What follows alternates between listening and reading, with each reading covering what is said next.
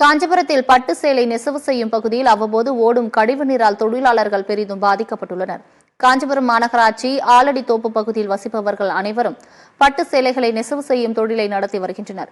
இவர்கள் வசிக்கின்ற பகுதியில் அவ்வப்போது கழிவுநீர் வெளியேறி அந்த பகுதி முழுவதும் ஆறாக ஓடுகின்றது. துர்நாற்றத்துடன் கழிவுநீர் தேங்கி இருப்பதால் பளபளவென மின்னும் பட்டு ஜரிகைகளும் சேலைகளும் மாசடைந்து நிறம் மங்கி கருத்து நிலையை அடைகின்றன என நெசவாளர்கள் புலம்புகின்றனர்.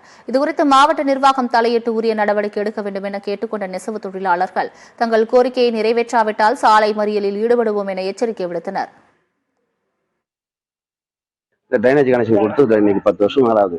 ஆனால் அங்கே ட்ரைனேஜ் தண்ணி அதிகமாக ரிலீஃப் ஆகி போயினே இருக்குது. மேயர்கிட்ட மனு கொடுத்துருக்குறோம், கவுன்சிலர்கிட்ட சொல்லியிருக்கிறோம். யாரும் எந்த ஒரு நடவடிக்கையும் எடுக்கலைங்க.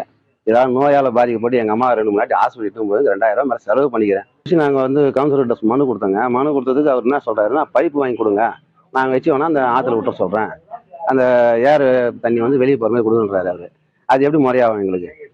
கவர்மெண்ட்டில் நாங்கள் ஓட்டு போடுறது எது கவர்மெண்ட்டுக்கு? எங்களுக்கு நல்லது செய்வாங்க சொல்லுது. அப்போ நாங்கள் பொருள் வாங்கி கொடுத்து நீங்கள் எதுக்கு அந்த வேலை செய்யணும்?